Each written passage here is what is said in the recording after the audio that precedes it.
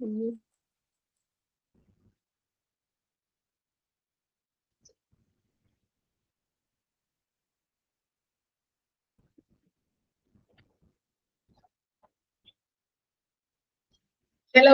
good morning.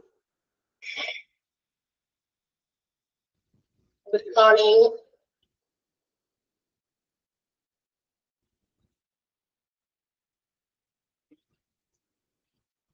Morning, Illa. Good morning, ma'am. Good morning.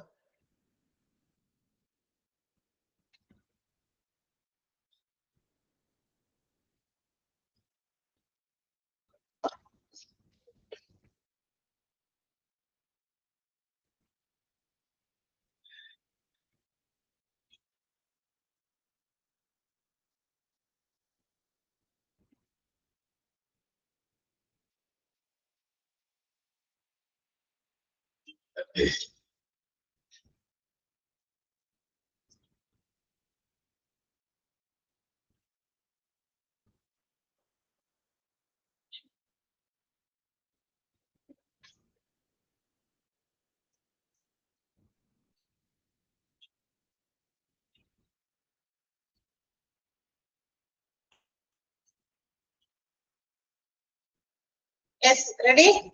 All of you? Ready അല്ലേ? നമ്മള് medical terminology എന്ന് പറയുന്ന chapter ആണ് എടുത്തുകൊണ്ടിരിക്കുന്നത്.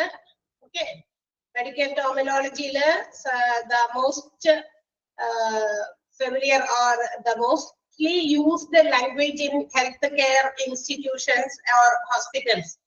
അത് ഉണ്ടാക്കുന്നതിന് വേണ്ടിയിട്ട് മെഡിക്കൽ ടേംസ് ഒരു ലാംഗ്വേജ് ആയിട്ട് ഹോസ്പിറ്റൽസില് അവരുടെ അവിടെ വർക്ക് ചെയ്യുന്ന സ്റ്റാഫുകൾ എന്താ പറയാ ഇന്ററാക്ട് ചെയ്യാൻ കമ്മ്യൂണിക്കേറ്റ് ചെയ്യാനായിട്ട് they use some internationally accepted languages in which it is divided as prefix, suffix, root words and also abbreviations. അപ്പൊ ഇതുപോലെയുള്ള കാര്യങ്ങളൊക്കെ ചേർത്ത് പല എന്താ പറയാ പുതിയ പുതിയ വേർഡുകൾ അവര് എന്താ പറയാ ഫോം ചെയ്യാനായിട്ട് പ്രിഫിക്സും സഫിക്സും അതുപോലെ തന്നെ വേർഡ്സും ഒക്കെ വെച്ചിട്ടൊക്കെ കമ്പൈൻ ചെയ്ത് ആൻഡ് ഓൾസോ ഇന്റർനാഷണലി അക്സെപ്റ്റ് ചെയ്തിരിക്കുന്ന കുറെ അബ്രീവിയേഷൻസ് ഒക്കെ അവർ തമ്മിൽ പരസ്പരം കമ്മ്യൂണിക്കേറ്റ് ചെയ്യാം. നമ്മളോടല്ല, അതായത് ഹോസ്പിറ്റൽസിൽ ഇപ്പൊ ഡോക്ടേഴ്സ് ടു ഡോക്ടേഴ്സ് ആയിരിക്കാം, ഡോക്ടേഴ്സ് ടു നഴ്സസ് ആയിരിക്കാം, അല്ലെങ്കിൽ staff working in different departments, മറ്റുള്ള ഡിപ്പാർട്ട്മെന്റുകളുമായി ബന്ധപ്പെട്ട് ജോലി ചെയ്യുന്നവരൊക്കെ അങ്ങോട്ടും ഇങ്ങോട്ടൊക്കെ കമ്മ്യൂണിക്കേറ്റ് ചെയ്യാനാണ് ഇത് ഉപയോഗിക്കുക.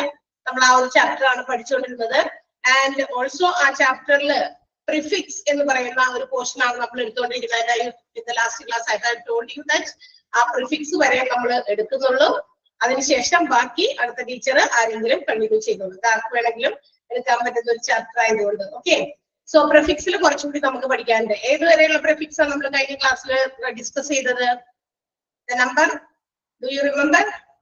ഏത് നമ്പർ വരെയുള്ള പ്രിഫിക്സ് ആണ് കഴിഞ്ഞ ക്ലാസ്സിൽ നമ്മൾ പഠിച്ചു നിർത്തിയത്?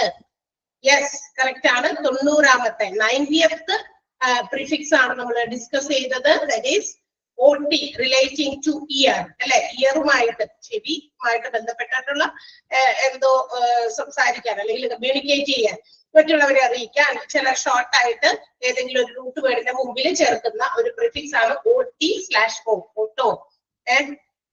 അപ്പൊ നമുക്ക് എന്താ പറയാ ഓട്ടോലറിംഗോളജിസ്റ്റ് എന്ന് നമ്മൾ പഠിച്ചിട്ടുമുണ്ട് ഡിപ്പാർട്ട്മെന്റ്സ് പറഞ്ഞപ്പോ, ഇല്ലേ? ഓട്ടോലറിംഗോളജിസ്റ്റ് എന്ന് പറയുന്ന ഒരു വാക്ക് കേട്ടായിരുന്നോ? നമ്മൾ നമ്മുടെ ഡിപ്പാർട്ട്മെന്റ്സ് ഓഫ് ഹോസ്പിറ്റൽസ് പറഞ്ഞപ്പോ ഓട്ടോലറിംഗോളജിസ്റ്റ് എന്ന് പറയുന്ന ഒരു സർജന്റെ പേര് നമ്മൾ പറഞ്ഞിരുന്നു, അല്ലെ? എന്തിന്റെ സർജൻ ആയിരുന്നു അത്? ഓർമ്മയുണ്ടോ? ആർക്കെങ്കിലും ഓർമ്മയുണ്ടോ?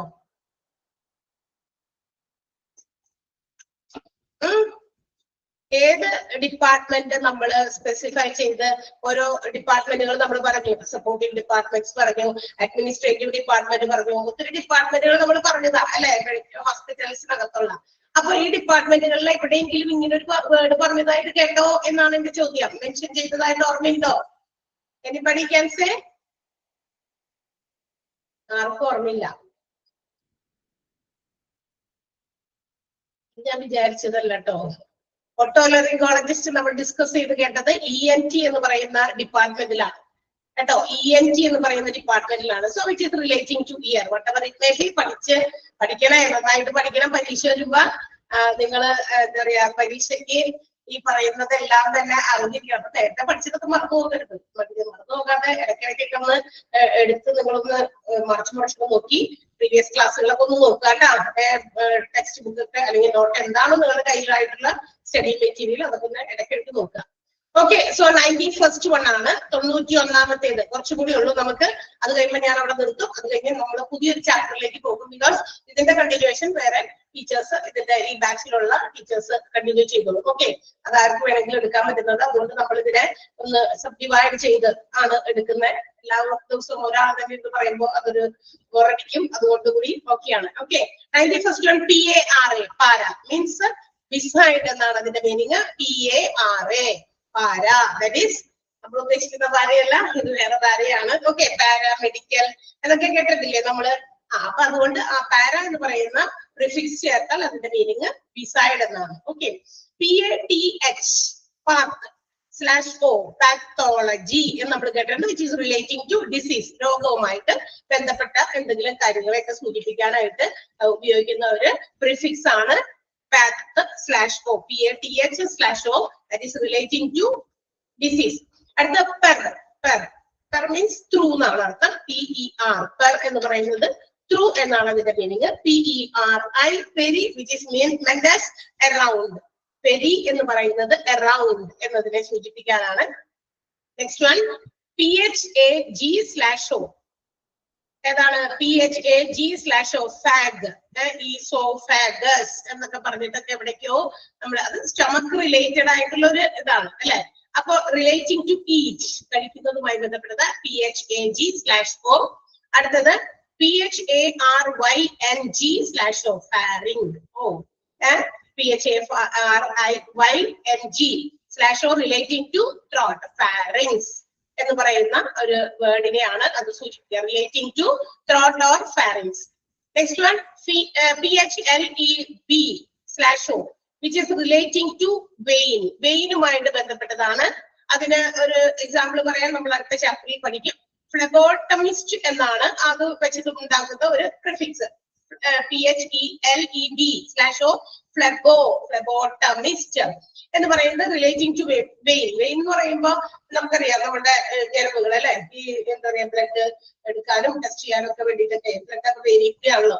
അപ്പൊ അത് എടുക്കുന്ന ആളെയാണ് നമ്മൾ ഉദ്ദേശിക്കുന്നത് ഫ്ലെബോട്ടമിസ്റ്റ്, ദ പേഴ്സൺ ഹു എന്താ പറയാ ഡീൽ വിത്ത് ദ വെയിൻ, വെയിനുമായിട്ട് ബന്ധപ്പെട്ടുള്ള കാര്യങ്ങൾ ചെയ്യുന്നതാണ്. ബ്ലഡ് എടുക്കുക, പരിശോധിക്കുക, അതിന് വേണ്ടിയിട്ട് കൊടുക്കാൻ വേണ്ടിയിട്ട് ഫ്ലെബോട്ടമിസ്റ്റ് ആണ് അതിനെ നമ്മൾ ഉപയോഗിക്കുന്ന ഒരു correct word. Then PENUM/O relating to lungs, air or respiration. നമ്മുടെ ലങ്സ് അതുപോലെ തന്നെ റെസ്പിറേഷൻ, ശ്വാസോച്ഛ്വാസം ഒക്കെ ആയിട്ട് ബന്ധപ്പെട്ടതാണ്. അതിന് ഒരു എക്സാമ്പിൾ ന്യൂമോണിയ എന്ന് നമ്മൾ പറയാറില്ലേ അല്ലെ, അത് ലങ്സിലേക്കൊക്കെ ബാധിക്കുമ്പോൾ ന്യൂമോണിയ എന്ന് പറയുന്ന ഒരു രോഗം. PENUM/O. Next one POLY, poly. Poly means multi, കുറെ എന്നർത്ഥം. മൾട്ടി. പോളിഗോൺസ് എന്നൊക്കെ നമ്മൾ ചെറിയ ക്ലാസ്സുകളിലൊക്കെ പഠിച്ചിട്ടുണ്ട്. പോളിഗോൺസ്, ബഹുഭുജങ്ങൾ. ബഹു എന്നാണ് അർത്ഥം. മലയാളത്തിൽ കൃത്യമായിട്ടുള്ള മലയാളം വാക്ക് ബഹുഭുജങ്ങൾ, കുറെ വശങ്ങളുള്ളത് അല്ലെ. അപ്പൊ ഇവിടെ പോളി മീൻസ് മൾട്ടി എന്നാണ് അർത്ഥം. Post means after or behind. After, postpone എന്ന് പറഞ്ഞാൽ മാറ്റുക അല്ലെങ്കിൽ പിന്നീട് എന്നാണ് അർത്ഥം അല്ലെ. അപ്പൊ പോസ്റ്റ്മോർട്ടം എന്നൊക്കെ കേട്ടിട്ടുണ്ടല്ലോ. ഓക്കെ. PRE, അത് പ്രീ നമ്മൾ കേട്ടിട്ടുണ്ട്. പോസ്റ്റ് എന്ന് പറയുന്ന ആ ഒരു എന്താ പറയാ പ്രിഫിക്സ് വേർഡ് നമുക്ക് പോസ്റ്റ് ഗ്രാജുവേറ്റ് അല്ലെ, പ്രീ ഡിഗ്രി എന്നൊക്കെ നമ്മൾ പണ്ട് പറഞ്ഞിരുന്ന പ്രീ ഡിഗ്രി, ഡിഗ്രിക്ക് മുമ്പുള്ളത്. അപ്പൊ മുൻപ് എന്ന് തന്നെ അർത്ഥം. അതിവിടെയും മെഡിക്കൽ ടെർമിനോളജിയിലും സെയിം മീനിങ് തന്നെയാണ്. PRO, pro, before, in front of എന്നൊക്കെയാണ് meaning. PRO, before or in front of. Next PROCT/O ആണ് relating to rectum. Rectum which is then part of our large intestine അല്ലെ, നമ്മുടെ വൻകുടലിന്റെ ഒക്കെ ഒരു അറ്റത്തുള്ള ഒരു ഭാഗമാണ്. PROCT/O relating to rectum. Okay. Next one PSEUD/O, that is എന്താണ്? Pseudo എന്ന് കേട്ടിട്ടുണ്ടോ നിങ്ങള്? സ്യൂഡോ എന്ന് കേട്ടിട്ടുണ്ടോ? സ്യൂഡോ സയൻസ് കേട്ടിട്ടുണ്ടോ? അതിന്റെ അർത്ഥം ഇവിടെ കൊടുത്തിരിക്കുന്നത് ചെറുതായിട്ടൊന്ന് എന്റെ നോട്ടിൽ മാറിയുണ്ട്. ഫേക്ക് എന്നാണ് അർത്ഥം. നിങ്ങളുടെ ശരിയാണോ എന്ന് നോക്കിയേ. ശരിയാണോ? ശരിയാണോ? ഫേക്ക് എന്നാണോ എഴുതിയിരിക്കുന്നേ? ഫേക്ക് എന്നാണ് നമ്മൾ തിരുത്തി കൊടുത്തിട്ടുണ്ടായിരുന്നു, അതുകൊണ്ടാണ് ചോദിക്കുന്നത്. തിരുത്തി വന്നിട്ടുണ്ടോ എന്ന് അറിയാൻ വേണ്ടി ചോദിച്ചത്. യെസ്, എന്റെ ഇവിടെ പ്രസന്റ് ചെയ്തിരിക്കുന്ന നോട്ടിൽ ടേക്ക് എന്നാണ് എഴുതി വെച്ചിരിക്കുന്നത്. എഫ് ചേർത്തത് അത് തിരിഞ്ഞു പോയതായിരിക്കാം. അപ്പൊ pseudo science not fake science എന്നാണ്, സയൻസിന് വിരുദ്ധമായിട്ടുള്ളത് അതാണ്. അപ്പൊ ഇവിടെ സ്യൂഡോ എന്നുള്ളത് പി സൈലന്റ് ആണ്, നമ്മൾ പ്രൊനൗൺസ് ചെയ്യുന്നത് അങ്ങനെയാണ്. ഫേക്ക് എന്നാണ് കേട്ടോ ഇതിന്റെ മീനിങ്. PSYCH/O PSYCH/O നമ്മൾ കോമൺ ആയിട്ട് ഉപയോഗിക്കുന്ന ഒരു വേർഡ് ആണ്. Psycho killer relating to mind ആണ്, മാനസികമായിട്ടുള്ളത് അല്ലെ, മൈൻഡിനോട് എന്താ പറയാ ചേർത്ത് കൊടുക്കുന്നതാണ്. മൈൻഡ് ഒക്കെ അബ്നോർമൽ ഒക്കെ ആകുമ്പോൾ നമ്മൾ അങ്ങനെ ഉപയോഗിക്കാറുണ്ട് സൈക്കോ അല്ലെ, സൈക്കോ മൈൻഡഡ് എന്നൊക്കെ. ഓക്കെ, അടുത്തത് PULM റിലേറ്റിംഗ് ടു ലങ്സ് തന്നെയാണ്. പൾമനോളജി എന്ന് പറയുന്ന ഡിപ്പാർട്ട്മെന്റ് നമ്മൾ പഠിച്ചതാണ്. അതിനകത്ത് നമ്മൾ പറഞ്ഞു ഡിസീസസ് വിച്ച് എന്താ പറയാ എഫക്ട് ലങ്സ്, നമ്മുടെ ലങ്സുമായിട്ട് ബന്ധപ്പെട്ടുള്ള രോഗങ്ങളൊക്കെ ബാധിക്കുമ്പോൾ നമ്മൾ ചെല്ലുന്ന ഒരു ഡിപ്പാർട്ട്മെന്റ് ആണ് pulmonology. So PULM/O relating to lungs ആണ്. ഓക്കെ, അടുത്തത് PUR relating to pus. Pus എന്ന് പറഞ്ഞാൽ അറിയാലോ, പസ് എന്ന് കേട്ടിട്ടുണ്ടോ നിങ്ങള്? ഈ എന്താ പറയാ ഒരു എന്താ പറയാ നമ്മളുടെ ചില സ്ഥലത്തൊക്കെ മുറിഞ്ഞൊക്കെ കഴിയുമ്പോൾ ഉണ്ടാകുന്ന ഒരു ചെറിയൊരു ഡിസ്ചാർജ് അല്ലെ, എന്തെങ്കിലും ഒരു വൈറ്റ് ഡിസ്ചാർജ് ആണ്. Okay, PUR relating to pus ആണ്. Next one PYEL/O relating to kidney or pelvis gland. Okay, relating to kidney or pelvis. PYEL/O PY/O ആണ് അടുത്തത്. PY/O എന്താണ് മീനിങ്? റിലേറ്റിംഗ് ടു പസ് തന്നെയാണ്. PUR ആണെങ്കിലും PY ആണെങ്കിലും റിലേറ്റിംഗ് ടു പസ് തന്നെയാണ് അതിന്റെ മീനിങ്. അടുത്തത് വരുന്നത് മൂന്നെണ്ണം ഒരേ മീനിങ് വരുന്നുണ്ട്. ക്വാഡ്രി, ക്വാർട്ട്, ക്വാർട്ടർ എന്നുള്ളതിന്റെ ആ ഒരു രീതിയിലും ക്വാഡ്രി ലാറ്ററൽ 4 വശമുള്ളത് എന്നൊക്കെ നിങ്ങൾ കേട്ടിട്ടുണ്ടല്ലോ. അപ്പൊ അതുപോലെ ക്വാഡ്രന്റ് എന്ന് പറയുന്നതൊക്കെ അതിൽ നിന്ന് എടുത്തിരിക്കുന്ന ഒരു ഷോർട്ട് വേർഡ് ആയിട്ടുള്ള പ്രിഫിക്സ് ആണ്. അപ്പൊ ഇത് മൂന്നും എന്തിനെയാണ് റെപ്രസെന്റ് ചെയ്യുന്നത്? മീനിങ് 4 ക്വാഡ്രി ലാറ്ററൽ അല്ലെങ്കിൽ എന്താ പറയാ ക്വാഡ്രന്റ് അല്ലെങ്കിൽ എന്താ പറയാ ക്വാർട്ടർ എന്ന് പറയുന്നതൊക്കെ 4നെ റെപ്രസെന്റ് ചെയ്യുന്ന ഒരു പ്രിഫിക്സ് ആണ്. നെക്സ്റ്റ് വൺ അടുത്തത് RETR/O റെട്രോ അല്ലെ, RETR/O ബാക്ക്വേർഡ് ഓർ ബിഹൈൻഡ്, പുറകില് അല്ലെങ്കിൽ പുറകോട്ട് എന്നുള്ളതിനൊക്കെ സൂചിപ്പിക്കാനാണ് RETR/O ഉപയോഗിക്കുക. അടുത്ത RHIN/O ആണ് relating to nose. RHIN/O relating to nose ആണ്. അടുത്തത് salping /O relating to a tube, ട്യൂബുമായിട്ട് ബന്ധപ്പെട്ടതാണ്. Okay, so these are the another group of prefixes. അതുപോലെ തന്നെ നമുക്ക് ഇതിനകത്തും നമുക്ക് മാർക്ക് ചെയ്യാനുണ്ട്. ഒന്ന് മാർക്ക് ചെയ്തേക്കാം, വേഗം പറയുന്നത് 92nd one 92ാമത്തെ മാർക്ക് ചെയ്യാം, ടിക്ക് ഇടുക 92. Next one 94 PERI 94. Next one PHLEB/O ഫ്ലെബോട്ടമിസ്റ്റിന്റെ ഫ്ലെബോ, അത് 97ാമത്തെയാണ്. ടിക്ക് ചെയ്യാം. അടുത്തത് ന്യൂമോണിയയുടെ സ്പെല്ലിംഗ് ശരിയല്ലേ നിങ്ങളുടെ PNEU എന്നാണ് കേട്ടോ സ്പെല്ലിംഗ്. ഇവിടെ ചെറുതായിട്ട് എന്റെ നോട്ടിലാണ് മാറി കിടക്കുന്നത്, നിങ്ങളുടെ correct ആയിരിക്കുള്ളൂ.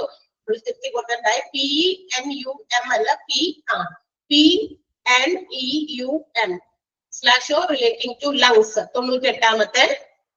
Next one pseudo PSEUD/O pseudo 104, 105 psycho and 106 pulmo. ഇത് മൂന്നും അടുപ്പിച്ചാണ്. 104, 105 and 106 മൂന്നെണ്ണം പിക്ക് ചെയ്യണം. ലാസ്റ്റ് 114th വൺ ആണ് 114. Okay, RHIN/O relating to nose.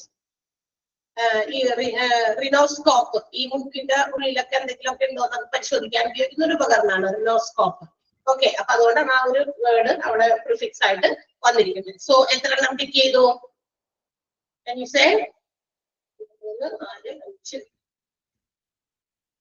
എണ്ണം. യെസ്, കറക്റ്റ് ആണ്, 8 എണ്ണം. Once again, I will read the number മാത്രം വായിക്കാം. 92, 94, 97, 104, 105, 106 and 114, 140. കിട്ടിയോ എല്ലാവർക്കും?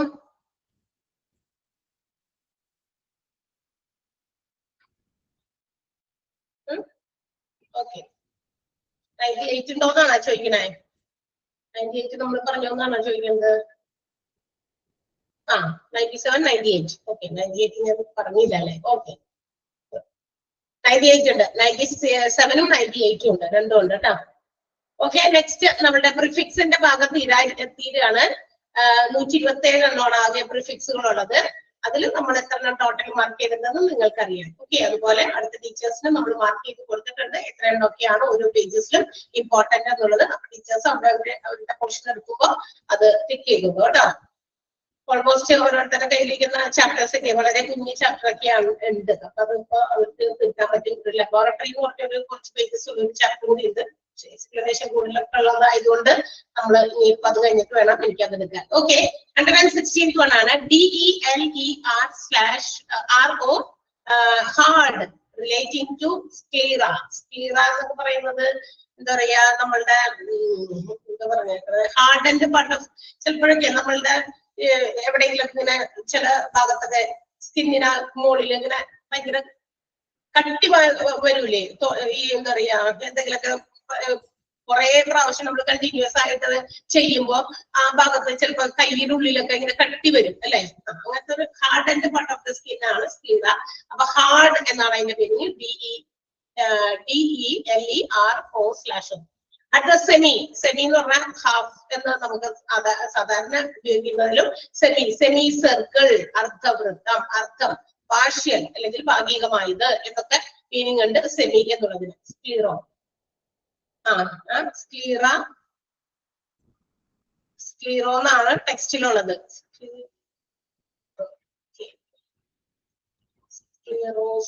സ്ക്ലീറോസിസ് ആണ് അതിന്റെ അതുമായി ബന്ധപ്പെട്ട ആ രോഗം, ഡിസീസ് ഇങ്ങനെ ഹാർഡൻ ചെയ്യാന്നുള്ളത്. എ അല്ല ഓ ആണെന്നല്ലേ, എന്താണ് പറയണേ? ഓ ആണ് കറക്റ്റ്. ഇവിടെ എ ആണ്, ഓ ആണ് കറക്റ്റ്. അടുത്ത സബ്, അണ്ടർ, സംവാട്ട്. സബ് എന്ന് പറഞ്ഞാൽ അണ്ടർ അല്ലെങ്കിൽ സംവാട്ട്. അടുത്ത super, above, abundant, more than normal. അതാണ് സാധാരണയിൽ നിന്ന് മുകളിൽ, ഉയർന്നത്. അബ് നോർമൽ എന്നൊക്കെ പറയുന്ന പോലെ. അപ്പൊ നോർമലിനേക്കാൾ കൂടുതൽ അബവെന്നോ അബൻഡന്റെന്നോ അതുപോലെ എബവ് നോർമൽ എന്നോ ഒക്കെ വേണമെങ്കിൽ നമുക്ക് സൂപ്പറിനെ ഉപയോഗിക്കാം. Supra also having the same meaning, above എന്ന് തന്നെയാണ് അർത്ഥം സുപ്ര. അടുത്ത ടക്കി, TACHY. അത് സ്പീഡി, ടക്കി കാട്ടിയ, സ്പീഡി എന്നാണ് അർത്ഥം. അടുത്ത THERM, therm, relating to temperature. Thermometer, temperature measure ചെയ്യാനുള്ള ഒരു എക്യുപ്മെന്റ്, ഒരു ഇൻസ്ട്രുമെന്റ് ആണ്. അപ്പൊ തെർമോമീറ്റർ എന്ന് പറയുന്നത് അതിൽ നിന്നുണ്ടായതാ, റിലേറ്റിംഗ് ടു തെർമോമീറ്റർ. അടുത്ത thorac, THORAC/O, thorac which is relating to chest കേട്ടോ. തൊറാക് നമ്മുടെ ഈ നെഞ്ചിന്റെ ഭാഗമാണ്. Okay, TRANS, trans, to the other side, to the other side, അപ്പുറത്തേക്ക് എന്നൊക്കെ പറയില്ലേ, ട്രാൻസ്. അടുത്ത TRI, ട്രൈ കളർ, 3 കളറുള്ളത്. ട്രൈസൈക്കിൾ, 3 ചക്രമുള്ള വണ്ടി. ഓക്കെ, ട്രൈസൈക്കിൾ 3 ചക്രമുള്ള വണ്ടി ഇല്ല, സൈക്കിൾ കേട്ടോ. അതൊക്കെ നമ്മൾ പറയാറുള്ളതാണ്. TRI 3 എന്നാണ് അർത്ഥം. യുണിക് എന്ന് പറയുന്നത് 1 അല്ലെ, ഒറ്റപ്പെട്ടത്, 1 എന്നൊക്കെയാണ് meaning. And VAS/O, VAS/O, vessel, വെസലിനെ സൂചിപ്പിക്കുകയാണ് VAS/O ഉപയോഗിക്കുന്നത്. ഓക്കെ, സോ ഇതിനകത്ത് ആകെ 3 എണ്ണമാണ് നമുക്ക്, 3 അല്ല 4 എണ്ണമാണ് പിക്ക് ചെയ്യാനുള്ള. ഒന്ന് 117 semi, next 122 term, THERM, term. Next TRI 125 and 126 UNI. 4 എണ്ണം. 117, 122, 125 and 126. 4 എണ്ണമാണ് ഈ ഭാഗത്ത് നിങ്ങൾക്ക് അണ്ടർലൈൻ ചെയ്യാനുള്ളത്.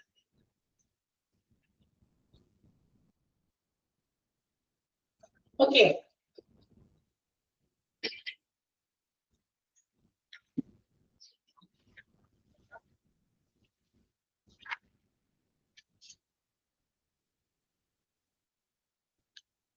സോ നമ്മൾ ചാപ്റ്റർ ഇവിടെ ബാക്കി എടുക്കാനുള്ള ടീച്ചേഴ്സിന് കൊടുത്തുകൊണ്ട് നമ്മളത് പ്രകൃതാണ്. ആൻഡ് നമുക്കിനി പഠിക്കാനുള്ളത് ലബോറട്ടറി സർവീസസ് എന്ന് പറയുന്ന ഒരു ചാപ്റ്റർ ആണ്. ഓക്കെ, അതന്നെ നമ്മുടെ പ്രിഫിക്സിൽ മൊത്തം 127 എണ്ണത്തില് 43 എണ്ണമാണ് നമ്മൾ മാർക്ക് ചെയ്തിരിക്കുന്നത് കേട്ടോ. ഏകദേശം 1/4 അല്ലെ, ഒരു ഭാഗം നമ്മൾ മാർക്ക് ചെയ്തിട്ടുണ്ട്. അപ്പൊ അത് മുഴുവൻ നമ്മൾ പഠിക്കണ്ട, നമ്മൾ മാർക്ക് ചെയ്തത് മാത്രം നിങ്ങൾ പഠിക്കുക. ഇനി നമുക്ക് പഠിക്കാനുള്ളത് അടുത്തത് ലബോറട്ടറി സർവീസസ് എന്ന് പറയുന്ന ചാപ്റ്റർ ആണ്. നിങ്ങളുടെ ടെക്സ്റ്റ് ബുക്കിൽ അത് എത്രാമത്തെ പേജിലാണെന്ന് എന്നോട് പറയോ? എനിക്ക് പെട്ടെന്ന് എന്താന്ന് വിചാരിച്ചിട്ടാ. അല്ലെ, 17th page number. Okay okay okay, thank you. എത്തട്ടെ 17ലേക്ക്. ലബോറട്ടറി സർവീസസ് എടുത്തു വെക്കുക കേട്ടാ.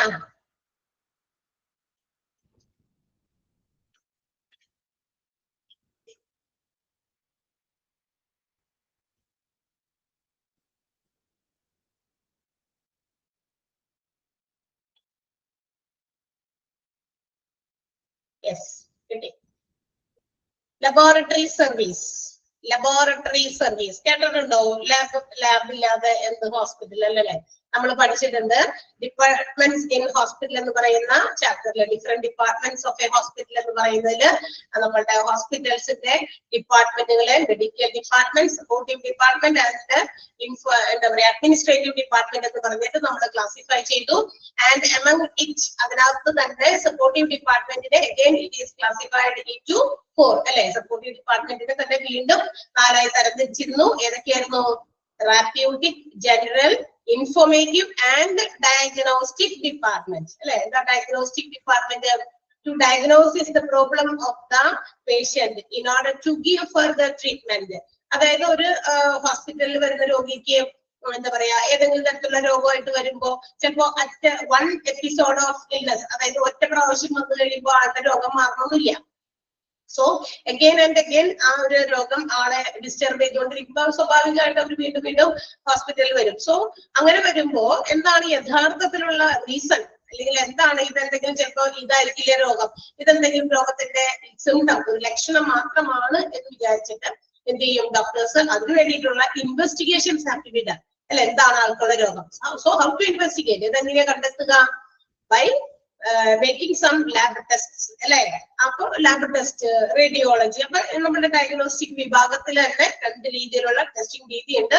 ഒന്ന് ഇമേജിംഗ് ടെസ്റ്റ് ആണ്. നമ്മളുടെ ഇമേജസ് ഒക്കെ ന്യൂക്ലിയർ മെഡിസിൻസ്, റേഡിയോ ഫാർമാസ്യൂട്ടിക്കൽസ് ആയിട്ടുള്ള ഐസോടോപ്സ് ഒക്കെ ഉപയോഗിച്ച് എന്താ പറയാ ഇമേജസ് നമ്മുടെ സ്ക്രീനിലൊക്കെ വെച്ച് നോക്കി ഓരോ എന്താ പറയാ അതിന് പ്രത്യേകം ഡിസൈൻ ചെയ്തിട്ടുള്ള ക്യാമറാസ് ഒക്കെ സ്പെക്ട് നമ്മൾ പഠിച്ചു അല്ലെ. അത്തരം ക്യാമറാസ് ഒക്കെ ഫിറ്റ് ചെയ്ത് ബോഡിയുടെ ഇന്നർ പാർട്സിലേക്ക് ഒക്കെ കടത്തിവിട്ട് what is going on inside our body അതൊക്കെ ചെക്ക് ചെയ്യാൻ വേണ്ടിയിട്ട് ഇമേജിംഗ് ടെസ്റ്റ് നടത്തുന്നുണ്ട്. ആൻഡ് അതുപോലെ തന്നെ ഇമേജിംഗ് ടെസ്റ്റിലേക്കൊക്കെ പോകുന്നതിന് മുമ്പ് അതിന് മുമ്പ് തന്നെ ഈ ടെസ്റ്റ് ചെയ്യുന്നതിനേക്കാൾ കുറച്ചുകൂടി എന്താ പറയാ കാര്യങ്ങൾ വിശദമായിട്ട് നോക്കാൻ വേണ്ടിയിട്ട് അതിന് മുമ്പേ ചിലപ്പോ ലാബ് ടെസ്റ്റുകളും ഹോസ്പിറ്റൽസിൽ ആ പേഷ്യന്റിന്റെ യഥാർത്ഥ റീസൺ ഫോർ ദ ഡിസീസ് കണ്ടെത്താൻ വേണ്ടി നടത്താറുണ്ട് അല്ലെ. അതും പറ്റിയില്ലെങ്കിൽ മാത്രമാണ് റേഡിയോ ഐസോടോപ്സ് ഉപയോഗിച്ചിട്ടൊക്കെ ട്രീറ്റ്മെന്റ് ചെയ്യുന്നത്. സോ ലാബ് എന്ന് പറയുന്നത് ഡയഗ്നോസിസ് ചെയ്യാണ്, to help or to assist the physician what have to be treated, എന്താണ് ആൾക്കുള്ള രോഗം, അതിന് എന്ത് ട്രീറ്റ്മെന്റ് കൊടുക്കണം, ഇതൊക്കെ മനസ്സിലാക്കാൻ ഇതിനൊക്കെ സഹായിക്കുന്ന ഡോക്ടേഴ്സിനെ, ഫിസിഷ്യൻസിനെ അല്ലെങ്കിൽ സ്പെഷ്യലിസ്റ്റ് ആരെയാണെങ്കിലും അവരെ ഹെൽപ്പ് ചെയ്യുന്നതിന് വേണ്ടിയിട്ടുള്ള ഒരു area of particular area of hospital ആണ് ലബോറട്ടറി അല്ലെങ്കിൽ ലാബ് എന്ന് പറയുന്നത്. അപ്പൊ ഈച്ച് ആൻഡ് എവറി ഹോസ്പിറ്റൽസ്, അവിടെ എല്ലാ ഹോസ്പിറ്റൽസിലും മിക്കവാറും ലാബുകളുണ്ട്. ആൻഡ് ഓൾസോ ഹോസ്പിറ്റൽസിനകത്ത് മാത്രമല്ല പുറത്തും എന്താ പറയാ പ്രൈവറ്റ് ആയിട്ടുള്ള ലാബ് സർവീസസ് അവൈലബിൾ ആണ് ഇല്ലേ. ഹോസ്പിറ്റൽസിൽ മാത്രമാണോ നമ്മൾ ലാബിൽ പോകുക? ചിലപ്പോഴൊക്കെ ക്ലിനിക്കിലൊക്കെ ഡോക്ടേഴ്സിനെ പോയി വിസിറ്റ് ചെയ്തിട്ട് നമ്മൾ എന്ത് ചെയ്യും, ഡോക്ടേഴ്സിനെ കണ്ടിട്ട് അവരെന്തെങ്കിലും ടെസ്റ്റ് തന്നു കഴിഞ്ഞാൽ ഹോസ്പിറ്റൽസിലേക്ക് അല്ല പോവുക. ഇതുപോലെ പുറത്ത് ഈ ലാബ് സർവീസസ് അവൈലബിൾ ആണ്. നമ്മുടെ ബോഡിയിൽ നിന്നും ഏതെങ്കിലും തരത്തിലുള്ള ഫ്ലൂയിഡ് ഒക്കെ എടുത്ത് വെച്ച് ടെസ്റ്റ് ചെയ്ത് മൈക്രോസ്കോപ്പിക് സ്റ്റഡി ഒക്കെ നടത്തി എന്താണ് അതിന്റെ റിസൾട്ട്, ആ റിസൾട്ട് കൊണ്ട് നമ്മൾ വീണ്ടും ഡോക്ടറെ അടുത്ത് പോയി കാണിക്കണം. അപ്പോഴാണ് ഡോക്ടർക്ക് മനസ്സിലാകാൻ വേണ്ടി എന്താ പറയാ accurate cause of the disease, ആ രോഗത്തിന്റെ ഏറ്റവും കൃത്യമായ കാരണം എന്താണെന്നൊക്കെ കണ്ടുപിടിക്കാനായിട്ട്. അപ്പൊ ഡോക്ടേഴ്സിനെ സഹായിക്കുക എന്നുള്ളതാണ് ലാബ് എന്ന് പറയുന്ന ആ ഒരു ഡിപ്പാർട്ട്മെന്റിന്റെ ഫംഗ്ഷൻ, അല്ലെങ്കിൽ ഏറ്റവും ഇമ്പോർട്ടന്റ് ആയിട്ടുള്ള റോൾ എന്ന് പറയുന്നതാണ്. Okay, so let's see what is laboratory. Medical laboratory, it's also known as clinical laboratory. എന്നും നമുക്ക് പറയാം, രണ്ടും ഒരു സെയിം മീനിങ് തന്നെയാണ്.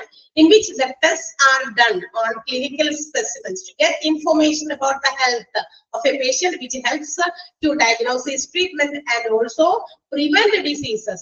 രോഗങ്ങൾ വന്നു കഴിഞ്ഞാൽ ആ രോഗത്തെ ചികിത്സിക്കാൻ, ഇനിയും ആ രോഗം വരാതിരിക്കാനൊക്കെ പേഷ്യൻസിൽ നിന്ന് അവരുടെ ഹെൽത്തിനെ കുറിച്ചുള്ള ഇൻഫോർമേഷൻസ് കളക്ട് ചെയ്യാൻ വേണ്ടിയിട്ട് നടത്തുന്ന ടെസ്റ്റുകൾ, ആ ടെസ്റ്റുകൾ നടത്തപ്പെടുന്ന ഒരു സ്ഥലം, ആ ഒരു ഏരിയ, അതെയാണ് നമ്മൾ എന്ത് വിളിക്കുക, clinical laboratory or medical laboratory എന്ന് വിളിക്കുക.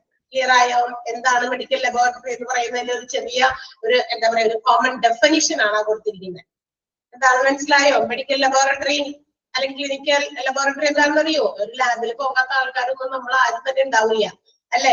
എന്തെങ്കിലുമൊക്കെ കാര്യങ്ങൾക്ക് അറ്റ്ലീസ്റ്റ് ഒരു യൂറിനറി ഇൻഫെക്ഷൻ തന്നെ വന്നു കഴിഞ്ഞാൽ, ഇതൊക്കെ ഒരു കോമൺ അസുഖമാണ് ഈ യൂറിനറി ഇൻഫെക്ഷൻ ഒക്കെ. ചില ആൾക്കാർക്ക് മിക്കപ്പോഴും മാസം വരും, അല്ലെ? യൂറിനറി ഇൻഫെക്ഷൻ നമ്മൾ വെള്ളം കുടിക്കാത്തത് കൊണ്ടോ അല്ലെ മറ്റേതെങ്കിലും തരത്തിലുള്ള കാര്യങ്ങൾ കൊണ്ടൊക്കെ ഉണ്ടാവും, അല്ലെ? കൂടുതലായിട്ട് സ്വെറ്റ് ചെയ്ത് പോകുമ്പോഴൊക്കെ വാട്ടർ കണ്ടന്റ് ഒക്കെ കുറയും, അങ്ങനെയൊക്കെ. അപ്പൊ പേഷ്യൻസിന്റെ ഹെൽത്തിനെ കുറിച്ചുള്ള വ്യക്തമായ ഒരു ഇൻഫർമേഷൻ കിട്ടുന്നതിന് വേണ്ടിയിട്ടും, അതുപോലെ തന്നെ ഡയഗ്നോസിസിന് സഹായിക്കുന്നതും, അതുപോലെ പേഷ്യന്റിന്റെ ആ രോഗം വരാതിരിക്കാനുള്ള ചില മെഷേഴ്സ് എടുക്കാൻ വേണ്ടിയിട്ടും ഒക്കെ ഡോക്ടേഴ്സിനെ ഹെൽപ്പ് ചെയ്യുന്ന ഒരു പെർട്ടിക്കുലർ ഏരിയ അതിന്റെ ഹോസ്പിറ്റൽ, അതാണ് നമ്മുടെ മെഡിക്കൽ ലബോറട്ടറി എന്ന് വിളിക്കുന്നത്.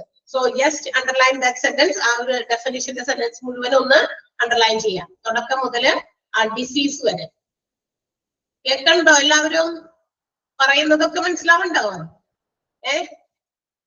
ഹലോ, ഒരു റിയാക്ഷൻ ഇല്ലാത്ത പോലെയാണല്ലോ. ഓക്കെ, യെസ്,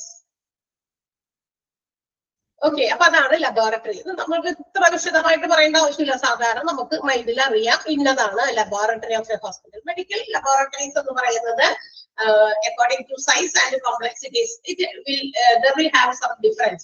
അതായത് എല്ലാ മെഡിക്കൽ ലബോറട്ടറീസും ഒരുപോലെയല്ല, വ്യത്യാസമൊക്കെ ഉണ്ടായിരിക്കും. സൈസിന്റെ വലിപ്പത്തിന്റെ അടിസ്ഥാനത്തിലും അവിടെ എന്താ പറയാ ടെസ്റ്റ് ചെയ്യപ്പെടുന്ന complexities means different types of test are done, അല്ലെ? പ്രൊവൈഡഡ്. ഹോസ്പിറ്റൽസിൽ പല രീതിയിലുള്ള ടെസ്റ്റുകളൊക്കെ നടക്കുന്നുണ്ട്. അപ്പൊ ആ കൊടുക്കുന്ന ടെസ്റ്റുകൾ, ഇന്ന ടെസ്റ്റ് ചിലപ്പോൾ അവിടെ നടത്തപ്പെടുന്നില്ല. ചില ഹോസ്പിറ്റൽസിൽ എല്ലാ തരത്തിലുള്ള ടെസ്റ്റുകളും പ്രൊവൈഡ് ചെയ്യുന്നുണ്ട്. ഓക്കെ, അപ്പൊ ആ കൊടുക്കുന്ന ടെസ്റ്റുകൾ അല്ലെങ്കിൽ നടത്തപ്പെടുന്ന ടെസ്റ്റുകളുടെ ബേസിസിൽ എല്ലായിടത്തും എന്താണ് മെഡിക്കൽ ലബോറട്ടറീസ് ഒരേ രീതിയിലല്ല, സൈസിലും പ്രൊവൈഡ് ചെയ്യുന്ന അല്ലെങ്കിൽ ടെസ്റ്റുകൾ ഏതൊക്കെയാണോ ചെയ്യുന്നത് അതിന്റെ അടിസ്ഥാനത്തിൽ അവ തമ്മിൽ ഡിഫറൻസ് ഉണ്ട് എന്നാണ് പറയുന്നത്. Which type of testing services are provided, എന്തൊക്കെ ടെസ്റ്റിംഗ് സർവീസ് ആണോ പ്രൊവൈഡ് ചെയ്യുന്നത് അതിന്റെ അടിസ്ഥാനത്തിൽ വ്യത്യാസമുണ്ട്.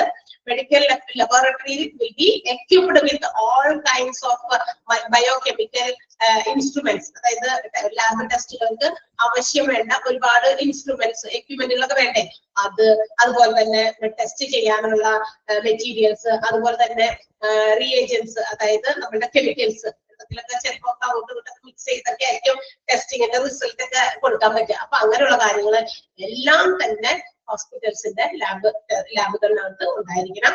ആൻഡ് ഓൾസോ അതിനകത്ത് അവർ ഉപയോഗിക്കുന്നത് മെഡിക്കൽ ബയോളജിക്കൽ സ്പെസിമെൻസ് ഒക്കെ ഉപയോഗിച്ച്, ബയോമെഡിക്കൽ സ്പെസിമെൻ എന്താ? ബയോളജിക്കൽ സ്പെസിമെൻ എന്ന് പറഞ്ഞു കഴിഞ്ഞാൽ which is urine, blood, plasma, stool, ഇതൊക്കെയാണ് നമ്മുടെ ശരീരത്തിന്റെ അകത്തുനിന്ന് പുറത്തേക്ക് എടുത്തു വെച്ചിട്ടാണ് ഇതെല്ലാം ടെസ്റ്റ് ചെയ്യുക. നമ്മുടെ ശരീരത്തിന്റെ അകത്ത് തന്നെ വെച്ചിട്ടുള്ള ടെസ്റ്റിംഗ് അല്ല ഒരിക്കലും എന്ത് ലാബ് ടെസ്റ്റ് എന്ന് പറയുന്നത്.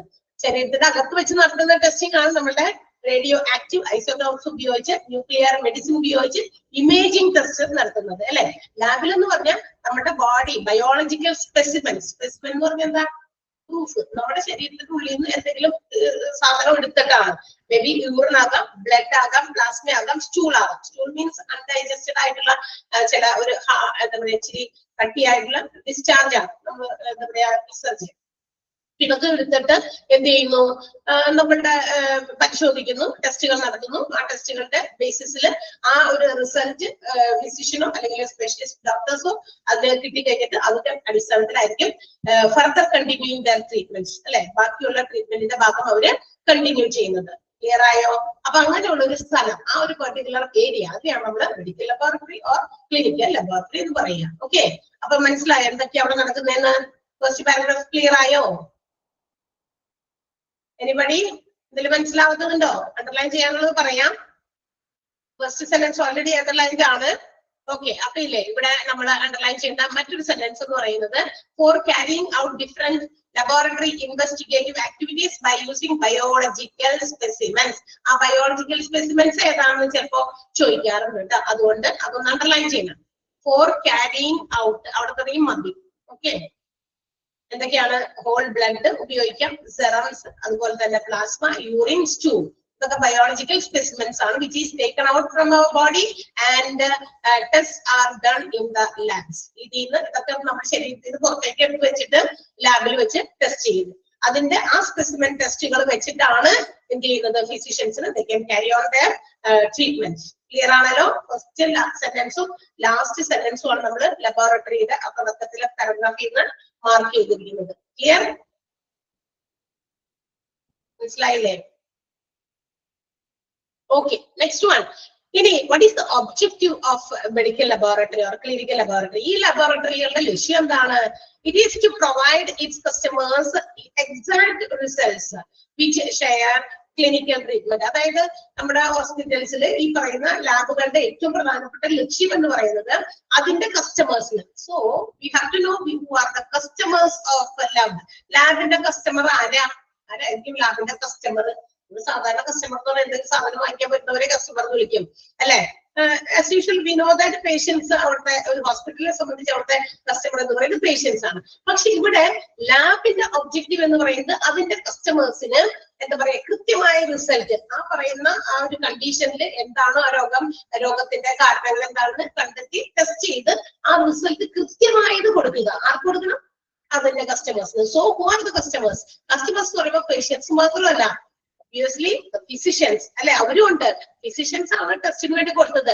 ഈ രോഗം എന്താണെന്ന് അറിയേണ്ടത് രോഗിയുടെ മാത്രം കാര്യമല്ല, അതിനേക്കാൾ കൂടുതൽ അറിയേണ്ടത് രോഗത്തിന് വേണ്ടി ചികിത്സിക്കാൻ വന്നിരിക്കുന്നത് ഏത് ഡോക്ടർ എടുത്താണോ അവർക്കാണ്. കാരണം അവരാണ് ഇതിന് മരുന്ന് കൊടുക്കേണ്ടത്. അപ്പൊ അവർക്കും അറിയണം. സോ ഈ both are the customers of lab. ലാബിന്റെ കസ്റ്റമർ എന്ന് പറയുന്നത് ഫിസിഷ്യൻസും പെടും, പേഷ്യൻസും പെടും. മനസ്സിലായോ? അപ്പൊ ഫിസിഷ്യൻസിനും പേഷ്യൻസിനും those who are the customers of lab, ലാബിന്റെ കസ്റ്റമേഴ്സ് ആയിട്ടുള്ള ഫിസിഷ്യൻസിനും പേഷ്യൻസിനും കൃത്യമായ റിസൾട്ട് പ്രൊവൈഡ് ചെയ്യുക എന്നുള്ളതാണ് നമ്മുടെ മെഡിക്കൽ ലബോറട്ടറിയുടെ എന്താണ് objective. So you have to underline that particular sentence കേട്ടോ.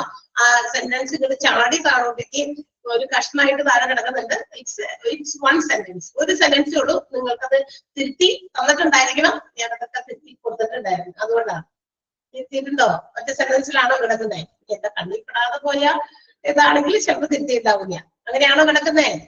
ഒറ്റ സെന്റൻസ് എക്സാക്ട് എന്ന് പറയുന്നത് ഇറ്റ്സ് നോട്ട് അനദർ സെന്റൻസ്. അത് അവിടെ നമ്മളുടെ എന്താ പറയാ ഫുൾ സ്റ്റോപ്പും ഇല്ല, അവിടെ ക്യാപിറ്റൽ ലെറ്ററിന്റെ ആവശ്യമില്ല. ഒറ്റ സെന്റൻസ് ആയിരുന്നു. The objectives of medical laboratory are providing its customers, physicians and patients എന്നുള്ളത് ആ കസ്റ്റമേഴ്സ് ആണ്, അതുകൊണ്ട് അത് ബ്രാക്കറ്റ് ഇട്ടുണ്ട്. Providing its customers exact results which share clinical treatment. Okay, ഒറ്റ സെന്റൻസ് ആണ്. അവിടെ എക്സാക്ടിന് ഇ എന്ന് പറയുന്ന ക്യാപിറ്റൽ ലെറ്റർ വേണ്ട. അവിടെ എന്റെ ഇവിടെ പ്രസന്റ് ചെയ്തിരിക്കുന്നതിന്റെ ആ സെന്റൻസ് അങ്ങോട്ടേക്ക് ചാടി താഴേക്ക് പോയി വേറൊരു സെന്റൻസ് പോലെ കിടക്കാണ്. അങ്ങനെയൊന്നും ഇല്ല. ഓക്കെ, യെസ്, നിങ്ങളുടെ കറക്റ്റ് അല്ലേ? കറക്റ്റ് ആണോ? ഞാൻ തിരുത്തി കൊടുത്തിട്ട് തിരുത്തി വന്നോ? ഓ വെരി ഗുഡ്. അല്ല, ഇതൊക്കെ തിരുത്തി കൊടുത്തിട്ടുണ്ട്. അത് ആദ്യമൊക്കെ അത് പ്രിന്റ് ചെയ്ത് വന്നപ്പോ ഉള്ള ഒരു മിസ്റ്റേക്ക് ആയിരുന്നു. നമ്മളതൊക്കെ കുറെയൊക്കെ നോക്കി ഇങ്ങനെ കറക്റ്റ് ചെയ്തൊക്കെ കൊടുത്തിട്ടുണ്ട്. ചിലപ്പോ ഒക്കെ മനുഷ്യന്മാരല്ലേ, കണ്ണിൽ വിടാതെ പോയ ചെറിയ ചെറിയ തെറ്റായിരിക്കാം. ഇതും ചെറിയ തെറ്റാണ്, കാണാതെ പോകും. പക്ഷെ അല്ലെ അടുത്ത സെന്റൻസ് ആയിട്ടൊക്കെ ചിലപ്പോ വായിക്കും. പക്ഷെ കണ്ടുപിടിച്ചിട്ടുണ്ട് ഈ കണ്ണുകളൊക്കെ വെച്ചിട്ട്. Okay, so now let's see which are the functional divisions of lab services. So നമ്മൾ പറഞ്ഞു പേഷ്യൻസിന് ഉണ്ടാകുന്ന പലതരത്തിലുള്ള രോഗങ്ങൾ അത് കണ്ടുപിടിക്കാൻ. ഇപ്പൊ ഒരു പ്രാവശ്യം പനി വന്നു, നമ്മൾ പോകുന്നു. സാധാരണ ഒറ്റ പ്രാവശ്യം പനി വന്നിട്ട് നമ്മൾ ആദ്യമായിട്ട് ഒരു ഡോക്ടറെ കാണാൻ ചെല്ലുമ്പോൾ അവർ ഡോക്ടർ എന്ത് ചെയ്യും? പരിശോധിച്ചിട്ട് സാധാരണ എന്തെങ്കിലും പനിയാണ് എന്ന് വിചാരിച്ചിട്ട് ആ ഒരു സമയത്ത് നിലനിൽക്കുന്ന ചില വെറൈറ്റീസ് ഓഫ് പനികളുണ്ടല്ലോ, അതുമായിട്ട് ചിലപ്പോൾ വൈറൽ ഫീവറിനും അത് ഇതെന്നൊക്കെ പറഞ്ഞ് പേരിട്ടൊക്കെ വിളിക്കും. അപ്പൊ അതിൻ്റെതായ ട്രീറ്റ്മെന്റ് നടത്തും. അതേസമയം വീണ്ടും ആ മരുന്നിന്റെ കോഴ്സ് ഒക്കെ കഴിഞ്ഞു എഗെയിൻ വീണ്ടും നമ്മൾ ആ ഒരു പനിയുമായിട്ട് വീണ്ടും ചെയ്യുകയാണെങ്കിൽ ഡോക്ടേഴ്സ് വരുമ്പോൾ ഇപ്പൊ നമ്മൾ ഒരു പ്രാവശ്യം മരുന്ന് കൊടുത്തു, 2 ദിവസം 3 ദിവസം ഒക്കെ കഴിക്കാനുള്ള കോഴ്സ് കംപ്ലീറ്റ് ചെയ്തു. പക്ഷെ ഇനിയും ആ പനി വന്നിട്ടുണ്ടെങ്കിൽ maybe some other reason അല്ലെ അവർക്ക് തോന്നും. അപ്പൊ അവർ പറയും നമുക്കൊന്ന് വല്ല യൂറിൻ ഇൻഫെക്ഷൻ ഉണ്ടോ, മറ്റെന്തെങ്കിലും ഉണ്ടോ എന്നൊക്കെ പറഞ്ഞിട്ട് ബ്ലഡ് ഒക്കെ ടെസ്റ്റ് ചെയ്യാൻ പറയും. അപ്പൊ ഒറ്റ പ്രാവശ്യം കൊണ്ടല്ല ബ്ലഡ് ടെസ്റ്റിങ് അല്ലെങ്കിൽ യൂറിൻ ടെസ്റ്റിംഗ് ഒക്കെ പറയുക അല്ലെ. അത് നമ്മളുടെ ആ ഒരു രോഗം മാറുന്നില്ല എന്ന് കാണുമ്പോഴാണ്. സോ അങ്ങനെ നടത്തുന്ന ടെസ്റ്റുകളുടെ ഡിവിഷണൽ ഏരിയാസ് ആണ് നമ്മൾ പറയുന്നത്. എന്തൊക്കെ തരത്തിലുള്ള ലാബ് സർവീസസ് ആണ് എന്താ പറയാ എല്ലാ ഹോസ്പിറ്റൽസിലും അല്ല, ചിലർക്ക് ചില ടെസ്റ്റുകളൊക്കെ ഉണ്ടായിരിക്കും, ചിലർക്ക് ചില ടെസ്റ്റുകൾ ഇല്ലായിരിക്കാം. അത് നമ്മൾ നേരത്തെ പറഞ്ഞു. അതിന്റെ സൈസും കോംപ്ലക്സിറ്റീസും അനുസരിച്ച് ലാബ് ടെസ്റ്റുകളുടെ ആ ഒരു ലാബുകളുടെ എന്താ പറയാ വ്യത്യാസമുണ്ട്. എല്ലാവർക്കും ഒരുപോലത്തെ ലാബല്ല. ചില പർട്ടിക്കുലർ ഹോസ്പിറ്റൽസിൽ ചില പർട്ടിക്കുലർ വിഭാഗം ഉണ്ടാവില്ല.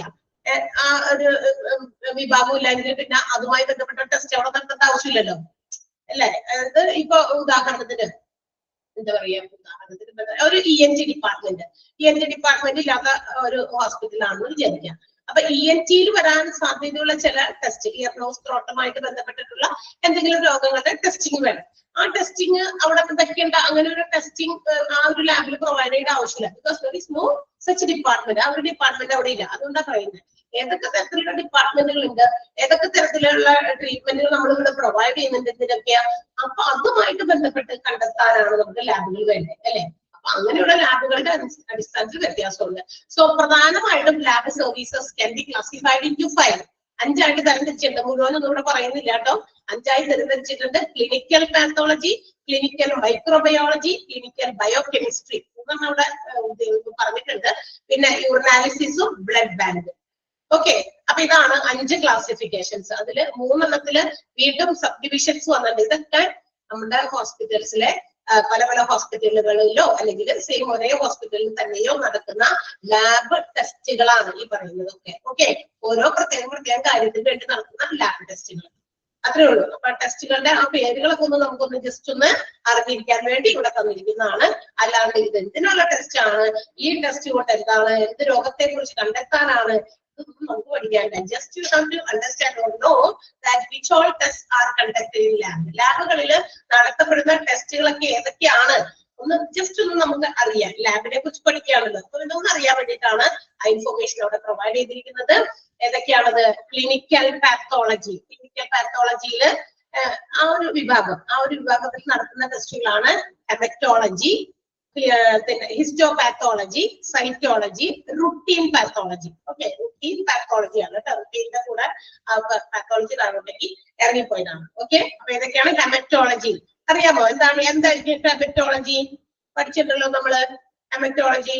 അതെ, ബ്ലഡുമായിട്ട് റിലേറ്റ് ചെയ്തിട്ടുള്ള കാര്യങ്ങളെ കുറിച്ച് പഠിക്കാം. Study of blood and blood disorders. Already we have എന്താ പറയാ understood that in different departments നമ്മൾ പഠിച്ചതാണ്, അല്ലെ? അവിടെ നമ്മൾ പറഞ്ഞിട്ടുണ്ട് ഹെമറ്റോളജി. ഓക്കെ, ഹിസ്റ്റോപാത്തോളജി വേണമെങ്കിൽ നിങ്ങൾക്കൊന്ന് അറിയാൻ വേണ്ടി അവിടെ ഒന്ന് വെറുതെ എഴുതി വെച്ചോട്ടാ. Study of blood or blood cells അല്ലെങ്കിൽ blood related issues, disorders. Blood or blood related study, ബ്ലഡുമായി ബന്ധപ്പെട്ടിട്ടുള്ള ബ്ലഡ് ഡിസോർഡേഴ്സുമായി ബന്ധപ്പെട്ടിട്ടുള്ള പഠനം, ഹെമറ്റോളജി. ഓക്കെ, ജസ്റ്റ് ഒരു ഹൈഫൺ ഇട്ടിട്ട് നോട്ടിന്റെ അവിടെ തന്നെ എഴുതി വെച്ചാലും മതി. പിന്നീട് നമുക്ക് നോക്കുമ്പോൾ ഇത് എന്തിനു വേണ്ടിയിട്ടുള്ള ടെസ്റ്റ്, അപ്പൊ ബ്ലഡ് വെച്ച് ടെസ്റ്റ് ചെയ്ത് എന്തെങ്കിലുമൊക്കെ കാര്യം കണ്ടുപിടിക്കാൻ. ദാറ്റ്സ് ഓൾ, അത്രേ ഉള്ളൂ. ദെൻ ഹിസ്റ്റോപാത്തോളജി ആണ്. ഹിസ്റ്റോപാത്തോളജി എന്ന് പറയുന്നത് സ്റ്റഡി ഓഫ് ടിഷ്യൂസ് ആണ് കേട്ടോ. ടിഷ്യൂസ്, സെൽസ് ഒക്കെ നമ്മുടെ മൈക്രോസ്കോപ്പിൽ കൂടി വെച്ച് നോക്കി കണ്ടുപിടിക്കുന്നതാണ്. അപ്പൊ study of tissues or cells under a microscope. വേണമെങ്കിൽ you can write down the അവിടെ തന്നെ ഒന്ന് വേണമെങ്കിൽ എഴുതി വെച്ചോ. Histopathology, study of tissues or cells under a microscope. മൈക്രോസ്കോപ്പിൽ വെച്ചിട്ട് നമ്മുടെ ശരീരത്തിന്റെ പല കലകളോ സെല്ലുകളോ കോശങ്ങളോ ഒക്കെ എടുത്തു വെച്ച് പരിശോധിച്ച് പഠനം നടത്തി അതിന്റെ കാര്യം റിസൾട്ട് നോക്കിയിട്ട് രോഗത്തിന് എന്താ പറയാ മരുന്നുകൾ പ്രൊവൈഡ് ചെയ്യാൻ വേണ്ടി. Study of tissues or cells under a microscope, അതാണ് ഹിസ്റ്റോപാത്തോളജി. ഒരു കുഞ്ഞു കുഞ്ഞു ഫ്രേസ് ആയിട്ട് എഴുതി വെച്ചാൽ മതി. വച്ച് നീട്ടി അതായത് ഉദാഹരണം ഒന്നും നമുക്ക് ആവശ്യമില്ല. എന്തായാലും ബ്ലഡ് എടുത്തിട്ട് പരിശോധിക്കുന്നതാണ് ഹെമറ്റോളജിയിൽ. ബ്ലഡ് സെൽ എടുത്തിട്ട് ബ്ലഡിനകത്ത് എന്തെങ്കിലും ഡിസോർഡേഴ്സ് ഉണ്ടോ അങ്ങനെയൊക്കെ കണ്ടെത്താൻ വേണ്ടി. ബ്ലഡിന്റെ ഡിസോർഡേഴ്സ് ഉള്ളതുകൊണ്ടൊക്കെ തന്നെ ചില രോഗങ്ങൾ നമ്മളെ വിട്ടുപോകാതെ ഇങ്ങനെ നമ്മളെ ഡിസ്റ്റർബ് ചെയ്തുകൊണ്ടിരിക്കും. അപ്പൊ അത് ടെസ്റ്റ് ചെയ്താലേ മനസ്സിലാകുള്ളൂ. അതുപോലെ നമ്മുടെ ശരീരത്തിലെ ടിഷ്യൂസ്, സെൽസിനൊക്കെ എന്തെങ്കിലും തരത്തിലുള്ള കാര്യങ്ങളുണ്ടോ എന്ന് പരിശോധിച്ചറിഞ്ഞ് അതിന് രീതിയിൽ അത്തരം രോഗങ്ങൾ ഉണ്ടെന്ന് കണ്ടെത്തിയാലാണ് നമുക്ക് എന്ത് ചെയ്യാൻ പറ്റുള്ളൂ, ഫർദർ ആ രോഗത്തിലുള്ള മരുന്നുകൾ ഡോക്ടേഴ്സിന് പ്രൊവൈഡ് ചെയ്യാൻ പറ്റുള്ളൂ. ഹിസ്റ്റോപാത്തോളജി എഴുതിയോ? യെസ്. അടുത്തത് സൈറ്റോളജി ആണ്. അതും ഇതുപോലെ തന്നെ study of tissues or fluids to find out the abnormalities of cells. Cells in the case. ഈ നമ്മുടെ കോശങ്ങളുടെ പ്രത്യേകതകൾ സവിശേഷതകളും അതിന്റെ അബ്നോർമാലിറ്റീസ് അസ്വാഭാവികതയൊക്കെ മനസ്സിലാക്കാൻ വേണ്ടിയിട്ട് ശരീരത്തിലെ ടിഷ്യൂസും ഫ്ലൂയിഡ്സും ഉപയോഗിച്ച് പരിശോധന നടത്തുന്നു. ഇതൊക്കെ വേണമെങ്കിൽ study of tissues or fluids, study of tissues or fluids to find the characteristics and abnormalities of the cells, to find the characteristics or abnormalities of the cells. CELLS. Okay. Study of tissues or bloods to find out the characteristics and the abnormalities of the cells. എഴുതിയോ? നമ്മുടെ കോശങ്ങളുടെ അസ്വാഭാവികത അതുപോലെ തന്നെ അതിന്റെ പ്രത്യേകതകളൊക്കെ മനസ്സിലാക്കാൻ വേണ്ടി ബോഡിയിലെ ടിഷ്യൂസോ എന്തെങ്കിലും തരത്തിലുള്ള ഫ്ലൂയിഡ്സോ എടുത്ത് പരിശോധിക്കുന്നു. അതാണ് സൈറ്റോളജി എന്ന് പറയുന്ന ടെസ്റ്റിൽ ഉദ്ദേശിക്കുന്നത്. നെക്സ്റ്റ് വൺ റുട്ടീൻ പാത്തോളജി ആണ്. നമ്മുടെ കംപ്ലീറ്റ് ബ്ലഡ് കൗണ്ട് പരിശോധിക്കുക. കംപ്ലീറ്റ് ബ്ലഡ് കൗണ്ട് ഒക്കെ പരിശോധിക്കുക. CBC എന്ന് പറയും അതിനെ. നമുക്ക് ഏതെങ്കിലും തരത്തിലുള്ള അനീമിയ, പല ഇൻഫെക്ഷൻസ്, അനീമിയ എന്നൊക്കെ പറഞ്ഞാൽ അറിയാലോ, വിളർച്ച രോഗമൊക്കെ ഇല്ലേ, അതുപോലെയുള്ള ബ്ലഡിനകത്തുള്ള കംപ്ലീറ്റ് എല്ലാം വേണമെങ്കിൽ അവിടെ എഴുതി വെക്കാം. റുട്ടീൻ പാത്തോളജിയിൽ ഇതാ ഒരു ഹൈഫൻ ഇട്ടിട്ട് complete blood count, bracket CBC. CBC, complete blood counts to check anemia, comma, to check anemia, infection, etc. Anemia, infection, etc. That's routine pathology. മനസ്സിലായോ? ക്ലിനിക്കൽ പാത്തോളജിയിൽ 4 haematology, histopathology, cytology, routine pathology. ഏതാണ് പറയേണ്ടത്? അയ്യോ ഞാൻ വായിച്ചില്ല. എന്താ പറയേണ്ടത്? വായിക്കുന്നതിന് മുമ്പ് പോയി അത്. ഏതാ പറയണ്ടേ? ഒരെണ്ണം കൂടി, ലാസ്റ്റ് വൺ അല്ലേ? റുട്ടീൻ പാത്തോളജി അല്ലേ? എഴുതിക്കോ. Complete blood count. കൺഫ്യൂസ്ഡ് പോലത്തെ വാക്കാണ്, അതുകൊണ്ട് സൂക്ഷിച്ച് പറയണം. Complete blood count, CBC. ബ്രാക്കറ്റിൽ എഴുതിക്കോ. To check anaemia, infection, etc. Anemia, infections, ബ്ലഡിലൊക്കെ ഇൻഫെക്ഷൻസ് ഒക്കെ വരുമ്പോ പല രോഗവും ഇങ്ങനെ മാറാണ്ട് ഇങ്ങനെ കിടക്കും. ഓക്കെ, അതൊക്കെ ചെക്ക് ചെയ്യാൻ വേണ്ടിയിട്ടുള്ളതാണ്. ക്ലിയർ അല്ലേ? ക്ലിനിക്കൽ പാത്തോളജിയിലെ 4 കിട്ടിയില്ലേ? Okay, next one clinical microbiology ആണ്. അതും ഒരു ടെസ്റ്റ് ആണ്. അപ്പൊ ക്ലിനിക്കൽ മൈക്രോബയോളജിയിൽ വന്നിരിക്കുന്ന ടെസ്റ്റുകൾ എന്തിനൊക്കെ വേണ്ടിയിട്ടാണ് നോക്കിയ? Bacteriology, mycobacteriology, virology, mycology, parasitology, immunology and serology. Okay, ഇത്രയും സാധനങ്ങളുണ്ട്. സോ നമുക്ക് അതും ഓരോന്ന് ഇങ്ങനെ ഇതുപോലെ കുഞ്ഞു കുഞ്ഞു കഷ്ണം പോലെ എഴുതി വെക്കാം. ബാക്ടീരിയോളജി. ബാക്ടീരിയോളജി എന്തായിരിക്കും? ഹാംഫുൾ ബാക്ടീരിയ നമ്മുടെ ശരീരത്തിൽ ഉണ്ടോ എന്ന് കണ്ടുപിടിക്കാൻ വേണ്ടിയിട്ടാ കേട്ടോ. എന്തിനു വേണ്ടിയിട്ടാ? അതൊരു ടെസ്റ്റ്. നമ്മുടെ ശരീരത്തില് കുറെയൊക്കെ ബാക്ടീരിയസ് വേണം അല്ലെ, പക്ഷെ നമുക്ക് നമ്മുടെ ശരീരത്തിന് രോഗങ്ങൾ വരത്തക്ക രീതിയിൽ ഉപദ്രവകാരികളായിട്ടുള്ള ബാക്ടീരിയാസ് ഉണ്ടോ എന്ന് ചെയ്യാൻ വേണ്ടിയിട്ടാണ് ബാക്ടീരിയോളജി എന്ന് പറയുന്ന ടെസ്റ്റ്. ക്ലിയർ ആയോ? മനസ്സിലായി? എഴുതി തരാം നിങ്ങൾക്ക്. കാര്യം മനസ്സിലായില്ലേ? അപ്പൊ എഴുതിക്കോ. ടെസ്റ്റ് വിച്ച് ഹെൽപ്പ്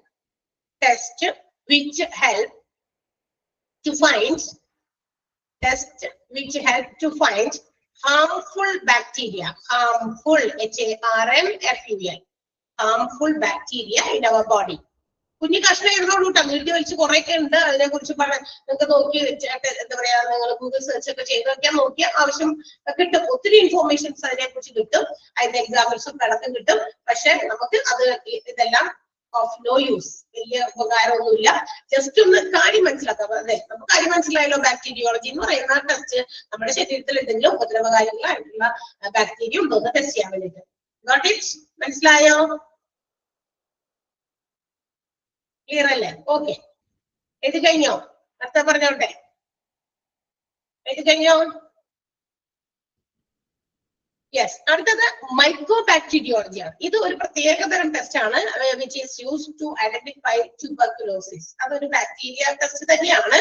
പക്ഷെ ട്യൂബർകുലോസിസ് എന്ന് കേട്ടിട്ടുണ്ടോ? ട്യൂബർകുലോസിസ് എന്ന് പറഞ്ഞാൽ ഇപ്പൊ അതൊന്നും വലിയ കാര്യമായിട്ടുള്ള രോഗമായിട്ടൊന്നും ആളുകൾക്കില്ല. ഒരു 10-30 വർഷമൊക്കെ മുമ്പൊക്കെ ഇതൊരു കോമൺ ഡിസീസ് തന്നെയായിരുന്നു ആളുകൾക്ക്. ഇപ്പൊ ഒരുപാട് ആളുകൾ മനസ്സിലാക്കി. എന്താ പറയാ, ഈ സ്മോക്കിംഗ് ഒക്കെ അധികം ഇങ്ങനെ ചെറുതിലെ തുടങ്ങിയൊക്കെ ഉപയോഗിച്ച് ഒരു വിധം പ്രായമൊക്കെ കഴിയുമ്പോൾ ആളുകൾ ഇങ്ങനെ കണ്ടിന്യൂസ്ലി ഒരു റെസ്റ്റ് കൊടുക്കാത്ത രീതിയിൽ ചുമച്ചുകൊണ്ടേ ഇരിക്കുക അല്ലെ, രക്തം ബാധിച്ച്. TB എന്നതിനെ ഷോർട്ട് ആയിട്ട് പറയും. TB എന്നാണ് അതിന്റെ ശരിക്കും ഷോർട്ട് ഫോം. ട്യൂബർകുലോസിസ് ഒക്കെ ടെസ്റ്റ് ചെയ്യുന്നതിന് വേണ്ടിയിട്ടാണ് മൈക്കോബാക്ടീരിയോളജി എന്ന് പറയുന്ന ടെസ്റ്റ്. അപ്പൊ എഴുതി വെച്ചാൽ testing of tuberculosis, testing of tuber, TUBERCULOSIS, tuberculosis, TUBERCULOSIS, tuberculosis. Pronounce ചെയ്തിട്ട് സ്പെല്ലിംഗ് ചെയ്തേ. TB അതന്നെ, അതിനെ ടെസ്റ്റ് ചെയ്യാൻ വേണ്ടിയിട്ടുള്ളതാണ് മൈക്കോബാക്ടീരിയോളജി.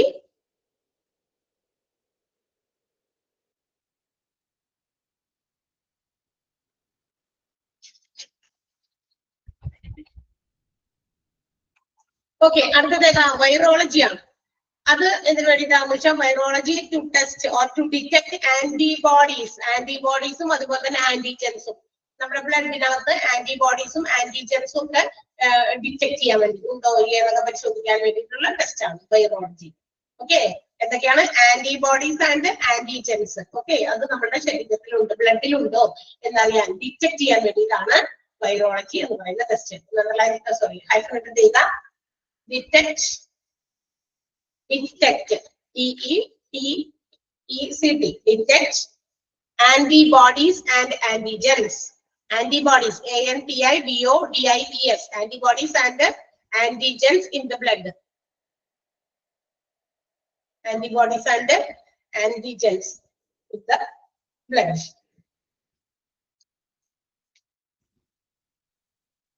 കിട്ടിയോ വൈറോളജി? അതായത് HIV, hepatitis B and C ഇതൊക്കെ ടെസ്റ്റ് ചെയ്യുന്നതൊക്കെ ഈ ഇതിലാണ് കേട്ടോ, വൈറോളജിയാണ്. നെക്സ്റ്റ് വൺ മൈക്കോളജിയാണ്, MYCOLOGY. Mycology is to the test which is to confirm fungal disease. Fungal ആയിട്ടുള്ള ചില ഡിസീസസ്, ഫംഗസ് കൊണ്ടുണ്ടാകുന്ന ചില ഡിസീസ് ഉണ്ടല്ലോ, അത് കൺഫർമേഷന് വേണ്ടിയിട്ടാണ്. അത് ഉണ്ടോ ഇല്ലേന്ന് കൺഫേം ചെയ്യാൻ വേണ്ടിയിട്ടുള്ള ടെസ്റ്റ് ആണ് mycology. Mycology is the test to confirm, test to confirm fungal disease. Test to confirm fungal disease.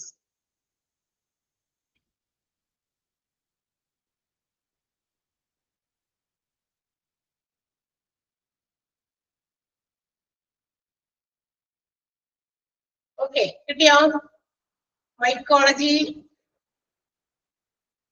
Next one okay, parasitology. അടുത്തത് പാരാസൈറ്റോളജി ആണ്. ഇത് നമ്മളുടെ ശരീരത്തിൽ ഉണ്ടാകുന്ന ചില തരത്തിലുള്ള ഫംഗസ് മാത്രമല്ല, ചില ജീവികളും നമ്മുടെ ശരീരത്തിലൊക്കെ ഉണ്ടാവുമല്ലോ അല്ലെ, വയറിനകത്തും പുറത്തൊക്കെ ആയിട്ട്. എന്താ പറയാ, പെയിൻ, അതുപോലെ തന്നെ ലീച്ചസ്, അട്ട, വൈറസസ്, പിന്നെ ടേപ്പ് വേം നമ്മുടെ ശരീരത്തിന്റെ അകത്ത് വയറ്റിനകത്ത് വരുന്നതാണ്. നാടവിരി, അതന്നെ ടേപ്പ് വേം, നാടവിരി എണ്ണം കണ്ടുകൂടാ അതിന്റെ മലയാള വേർഡ് അല്ലെ. അതുപോലെയുള്ള ഓർഗാനിസംസിന്റെ ഒക്കെ അതൊക്കെ കാണാൻ വേണ്ടിയിട്ടാണ്. അതെത്രത്തോളം നമ്മുടെ ശരീരത്തെ നമ്മളെ എന്താ പറയാ രോഗിയാക്കുന്നുണ്ട്. ചിലപ്പോഴൊക്കെ അതുകൊണ്ടുണ്ടാകുന്ന ചില രോഗങ്ങളൊക്കെ ഉണ്ടല്ല, ഡയേറിയ, അതുപോലെ തന്നെ ജോണ്ടിസ്, മാൽന്യൂട്രീഷൻ, അതായത് ഈ ന്യൂട്രീഷന്റെ അളവ് കുറഞ്ഞു പോകുക, ഇല്ലാണ്ടാകുക. ന്യൂട്രീഷന്റെ ഓപ്പോസിറ്റ് ആണ് മാൽന്യൂട്രീഷൻ. എന്താ പറയാ, പോഷകക്കുറവ്. അതല്ലേ പോഷകക്കുറവെന്നല്ലേ മലയാളം? മാൽന്യൂട്രീഷന്റെ ആണോ? അതെ, ന്യൂട്രീഷൻ എന്ന് പറഞ്ഞാൽ പോഷകം എന്നല്ലേ മലയാള വേർഡ്? അങ്ങനെയാണ്. അതെ, അപ്പൊ അതെ, പോഷകക്കുറവ്, ഇതൊക്കെ ഈ വിളർച്ച രോഗമൊക്കെ ചില ആളുകൾക്ക് ഉണ്ടാവില്ലേ. അപ്പൊ ഇതൊക്കെ കഴിക്കുന്ന ഭക്ഷണം മുഴുവനും എന്താ പറയാ വയറ്റിനകത്ത് ഇങ്ങനെയുള്ള ചില ജീവജാലങ്ങളൊക്കെ ഉണ്ടെങ്കിൽ അതുങ്ങള് ഇങ്ങനെ അത് ഉള്ളത് കൊണ്ടായിരിക്കാം ചിലപ്പോ അങ്ങനെയൊക്കെ വരിക. അപ്പൊ അതൊക്കെ എന്തോന്നൊക്കെ അറിയാൻ, ദേഹത്ത് പിടിക്കാനുള്ള തന്നെ. അപ്പൊ പോഷകക്കുറപ്പൊക്കെ ഉണ്ടോ എന്നൊക്കെ അറിയാൻ വേണ്ടിയിട്ടുള്ള ഒരു ഫംഗൽ ടെസ്റ്റ് ആണ് കേട്ടോ. അപ്പൊ അത് ഫംഗസ്, ലീച്ചസ്, അതുപോലെ തന്നെ ലൈസ് പേരൊക്കെയാണ്. അങ്ങനെയുള്ള വൈറസുകളും അതുപോലെ ടേപ്പ് വേം ഒക്കെയുള്ള സച്ച് ഓർഗാനിസംസ് ഒക്കെ നമ്മുടെ ശരീരത്തിൽ ഉണ്ടാകുമ്പോൾ അത് പലതരത്തിലുള്ള രോഗങ്ങൾക്ക് കാരണമാകും. അതൊക്കെ ഉണ്ടോ എന്ന് പരിശോധിക്കുന്നതാണ്. അപ്പൊ ഇത് കണ്ടക്ട് ചെയ്ത ടെസ്റ്റ് ഫോർ ടെസ്റ്റ് സെന്റൻസ് ആയിട്ട് എഴുതേണ്ടി വരും. Test for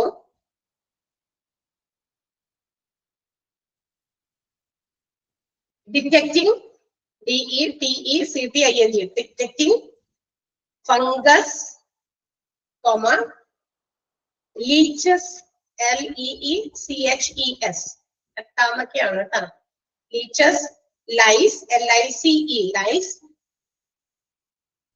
comma, virus, viruses എന്നുണ്ട്, plural form ഉണ്ട്, virus മനസ്സിലാക്കുക. tapeworm, tapeworm, നാടവിര, TAPEWORM, tapeworm, etc. inside the body, etc. inside the body. ഇതൊക്കെ ഉണ്ടോന്ന് ഡിറ്റക്ട് ചെയ്യുക നമ്മുടെ ശരീരത്തിനകത്ത്. inside the body which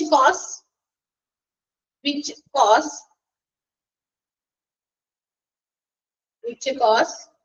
jaundice, JOUNDICE,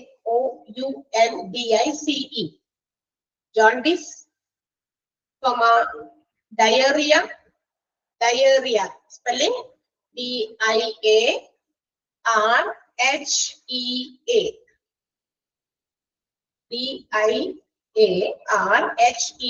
diarrhea. ഇങ്ങനെയുള്ള രോഗങ്ങളൊക്കെ വരുത്തുന്നത് ഇങ്ങനെയുള്ള ജീവജാലങ്ങളാണ്. അപ്പൊ അതൊക്കെ ഉണ്ടോന്നൊക്കെ അറിയാൻ വേണ്ടിയിട്ടുള്ള ഒരു ടെസ്റ്റ് ആണ് parasitology. Okay, next one immunology. അതെന്തായിരിക്കും ഇമ്മ്യൂണോളജി? അതൊരു ബോവൽ എന്താ പറയാ ക്യാൻസർ സ്ക്രീനിങ് ആണ്. ഓക്കെ, ബോവൽ വയറിനകത്തൊക്കെ ഇതൊക്കെ ക്യാൻസർ ഒക്കെ ഉണ്ടോന്ന് അറിയാൻ വേണ്ടിയിട്ടുള്ള ഒരു ഇതാണ്, ടെസ്റ്റ് ആണ് കേട്ടോ, ഇമ്മ്യൂണോളജി. എഴുതാ bowel cancer screening test. Bowel means stomach ആണ്, cancer bowel cancer screening test ആണ് ഇമ്മ്യൂണോളജി എന്ന് പറയുന്നത്. ആൻഡ് ലാസ്റ്റ് വൺ അതിനകത്ത് സിറോളജി ആണ്. സിറോളജി എന്തായിരിക്കും? നമ്മളുടെ ബ്ലഡിനകത്ത് ചില സ്പെസിഫിക് ആന്റിബോഡീസ് ഉണ്ടോന്ന് നോക്കാൻ വേണ്ടിയിട്ടാണ്. Checking the presence of specific antibodies in the blood. നമ്മുടെ ശരീരത്തില് ബ്ലഡില് ചില സ്പെസിഫിക് ആയിട്ട് ചില പ്രത്യേക രീതിയിലുള്ള ആന്റിബോഡീസ് ഉണ്ടോ എന്ന് ചെക്ക് ചെയ്യുന്ന ഒരു ടെസ്റ്റ് ആണ് സിറോളജി കേട്ടോ. ഓക്കെ, എഴുതാ checking the presence of specific antibodies in the blood. Checking the presence of specific antibodies in the blood.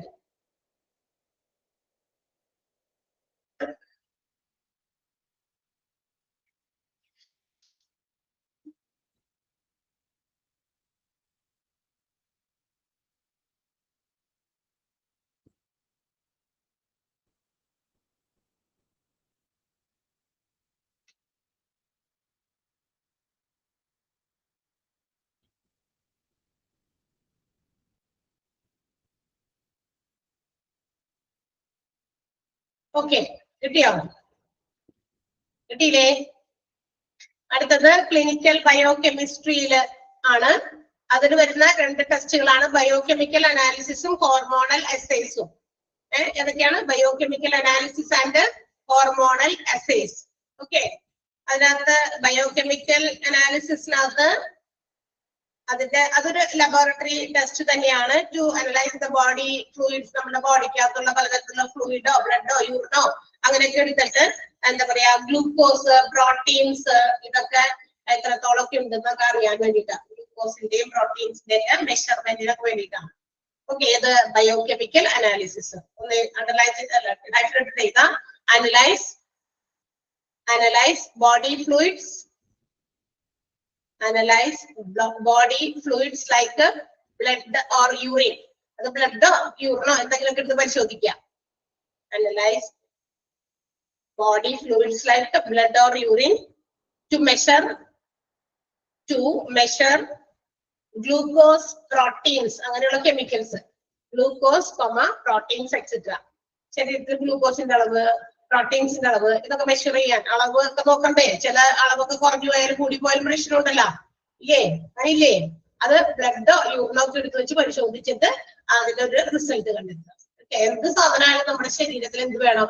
ഒരു ഒരു ബാലൻസ്ഡ് ലെവലിലാണ് എല്ലാത്തിന്റെ അളവ് വേണ്ടത്. ഷുഗർ ആയിക്കോട്ടെ, തൈറോയിഡ് ആയിക്കോട്ടെ, എന്താ പറയാ പ്രഷർ ആയിക്കോട്ടെ, എല്ലാം ഒരു സ്റ്റാൻഡേർഡ്, ഒരു എന്താ പറയാ ബാലൻസിങ് സിസ്റ്റത്തിലാണ് പോകേണ്ടത് എല്ലാം ശരീരത്തിൽ. എന്നാൽ ഇത് ആ ബാലൻസിങ്ങിനെ മറികടന്ന് മുകളിലേക്കോ ആ ബാലൻസിങ്ങിലേക്ക് എത്താതെ താഴേക്കോ പോയി കഴിഞ്ഞാൽ അപ്പോഴൊക്കെ നമ്മൾ രോഗിയാണ് അല്ലെ. ഷുഗർ ആവശ്യത്തിന് വേണ്ടേ, ഒരു ലെവൽ ഉണ്ടല്ലോ, അത് വരെ വേണം. അതിലേക്ക് താഴെ പോയാൽ ഷുഗർ കുറഞ്ഞു പോയി, രോഗമാണ്.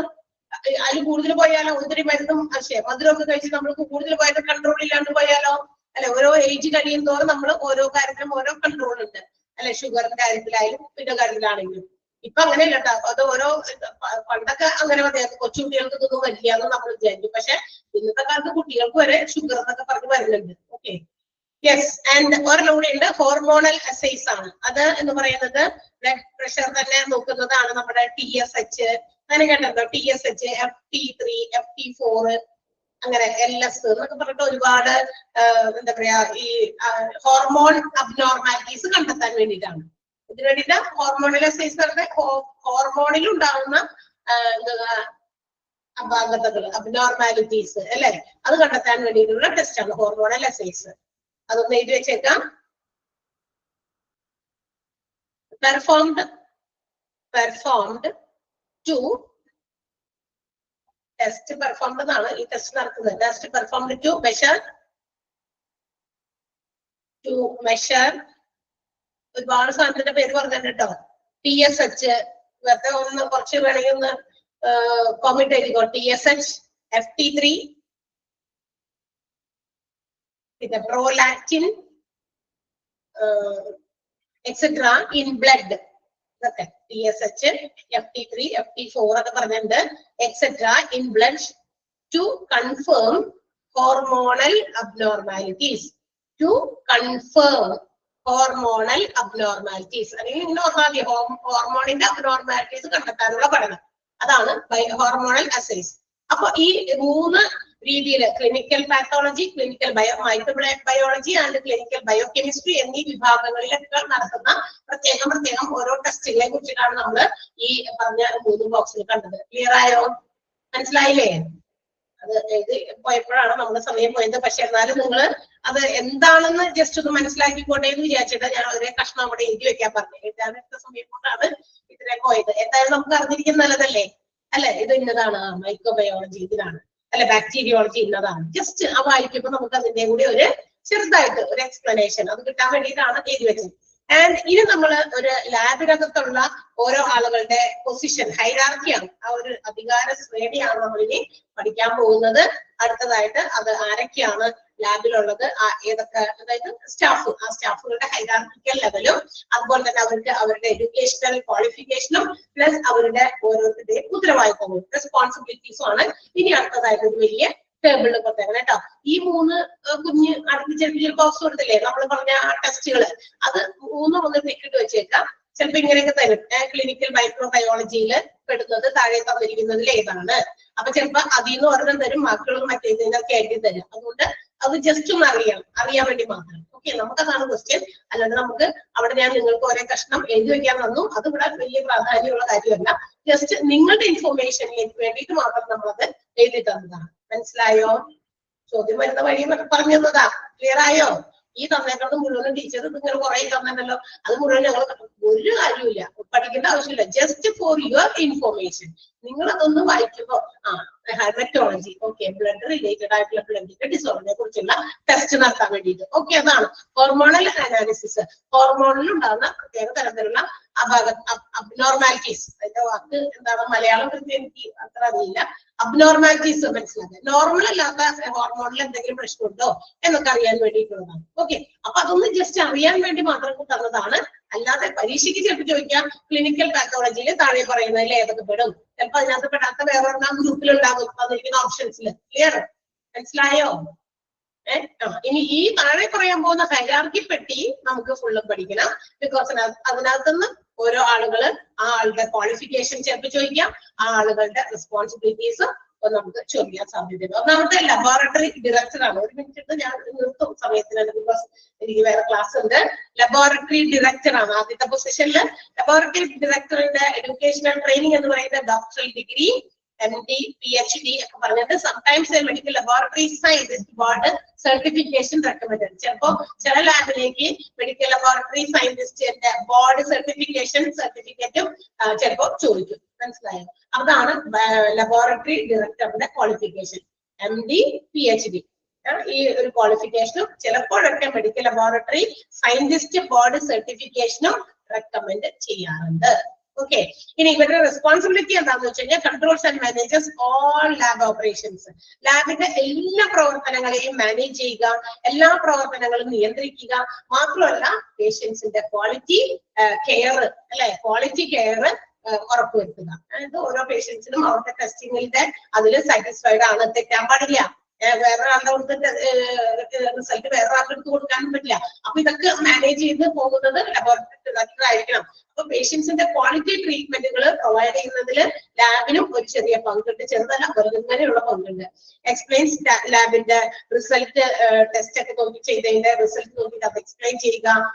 അത് ആരാണോ ഡോക്ടർ അതുമായിട്ടൊക്കെ അതിന്റെ എക്സ്പ്ലനേഷൻസ് പ്രൊവൈഡ് ചെയ്യുക. ഇതൊക്കെയാണ് ലാബ് ഡയറക്ടറിന്റെ ഉത്തരവാദിത്വം. ക്ലിയർ ആയോ? മനസ്സിലായില്ലേ?